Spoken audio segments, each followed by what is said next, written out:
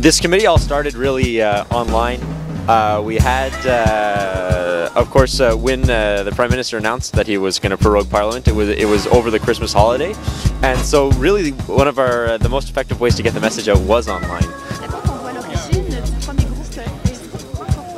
Oui, j'ai vu le groupe de Christopher White, l'étudiant de l'Université d'Alberta, et j'ai vu que les francophones étaient marginalisés.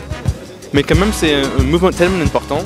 Il faut montrer à tous les politiciens que c'est notre démocratie, c'est notre volonté qui compte. Alors j'ai essayé d'établir un groupe en français pour les francophones. C'est à savoir si les gens ont simplement cliqué pour cliquer et peut-être vont cliquer et venir aussi manifester, venir se rencontrer finalement.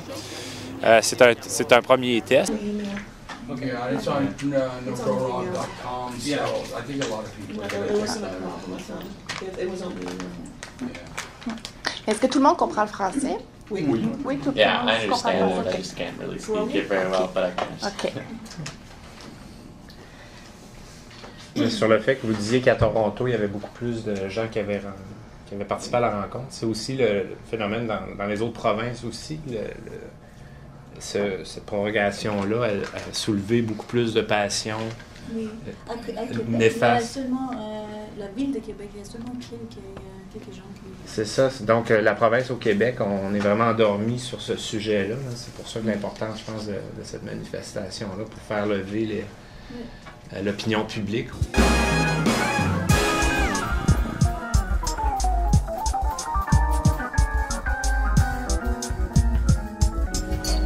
I guess the first order of business, and the most important right now, is to decide two things. Basically, what type of event are we going to host? C'est quel genre d'événement qu'on va avoir? Is it going to be a rally? Is it going to be a march? So first of all, for just the march. One.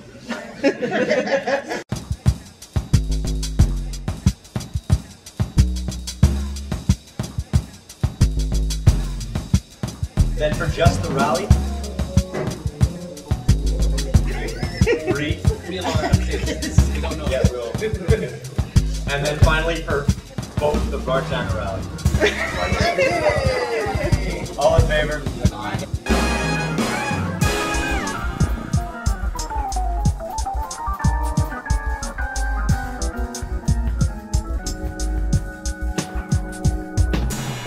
The second point then would be choosing a location.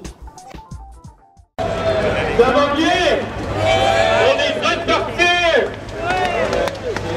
Alors, si on peut juste se déplacer un peu pour qu'on puisse libérer la voie pour la voiture, ça serait très gentil.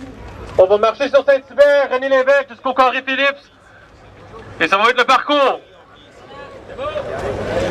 Tell me what democracy looks like! Tell me what democracy looks like! This is what democracy looks like! This is what democracy looks like! Tell me what democracy looks like! Tell me what democracy looks like! This is what democracy looks like! This is what democracy looks like! Pourquoi je suis ici?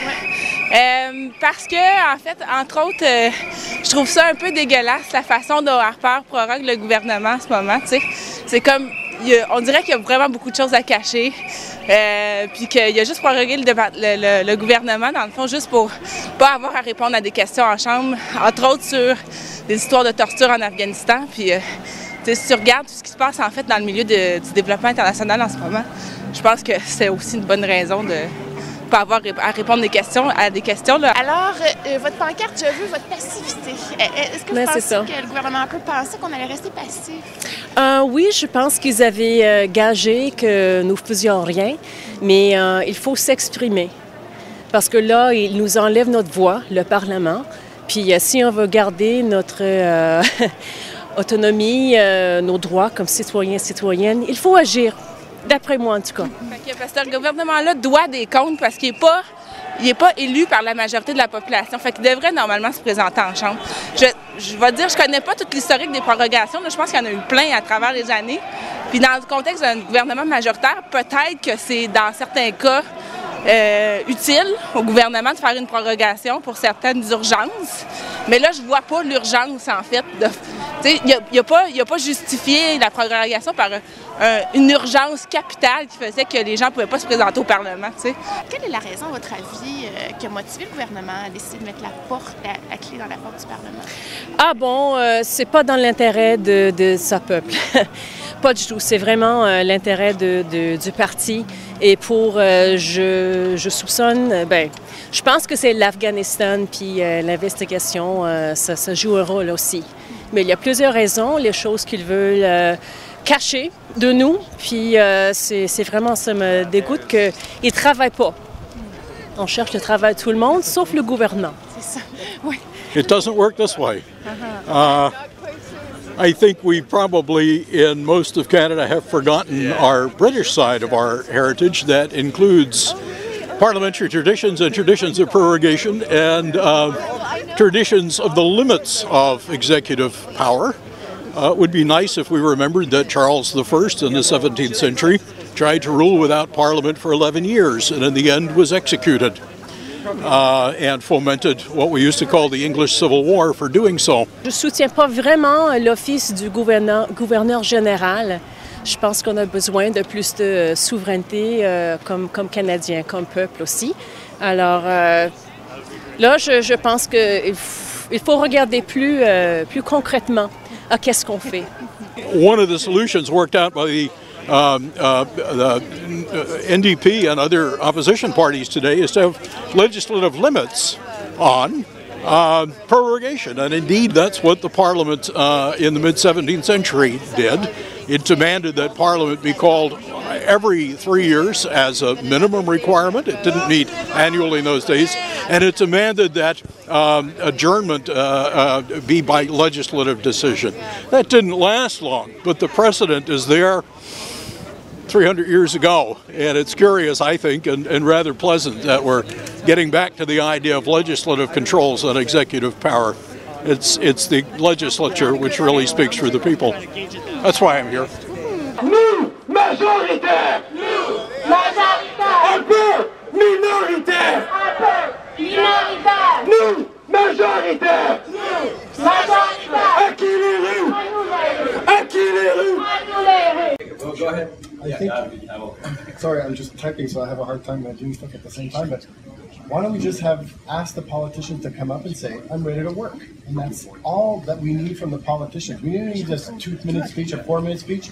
Just, are there any politicians here? Are you ready to work? Come up and commit in front of everybody that you're ready to work. And that's it. C'est à qui le Parlement? C'est à nous le Parlement. C'est à qui le Parlement? C'est à nous le Parlement. C'est à qui le Parlement? C'est à nous le Parlement. C'est à qui le Parlement? C'est à nous le Parlement. C'est à qui le Parlement? C'est à nous le Parlement. Nous, majoritaires. Nous, majoritaires. Merci. Bienvenue tout le monde. Welcome everyone. Que ça fait du bien de vous voir ici aujourd'hui.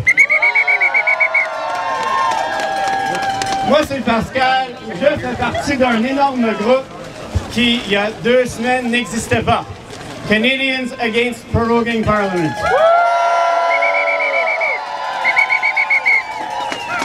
Peu après avoir prorogué notre Parlement une 2e fois en 1 an, le Premier ministre est passé à la télé pour nous dire que les Canadiens se foutaient de cette décision. Recalibrate! D'après moi, il y avait plus qu'un peu tard. I think he was wrong about that. What do you think? En situation minoritaire en plus. Imaginez-vous en majorité. C'est nous la majorité! C'est nous la majorité. C'est nous la majorité. Because it's not about the Olympics, it's not about the markets, it's not about the budget. Despite everything he said in opposition, it sure looks like he's trying to concentrate power. But that's not how our system works. No. Power rests in Parliament, where even the Prime Minister is held to account. Imaginez il y a 2 ans un article dans un journal où on vous aurait dit qu'il y a quelque part dans le monde un Premier ministre qui avait décidé de fermer le Parlement parce qu'il avait peur qu'une motion de non-confiance risquait de retourner son gouvernement. Est-ce que vous auriez pensé que ce serait possible au Canada? Non! Imaginez il y a 2 ans, un article dans un journal où on vous apprend qu'il y a un pays au monde où il y a un premier ministre qui est en train de se faire chauffer les pieds par les députés dûment élus de son pays sur des questions graves concernant les actions de son gouvernement et qui déciderait une 2e fois en 12 mois de fermer le Parlement. Est-ce que vous penseriez que ce serait possible au Canada? Non! On est ici pour dire à M. Harper que ça s'est passé 2 fois sous notre nez, mais que ça ne se reproduira pas.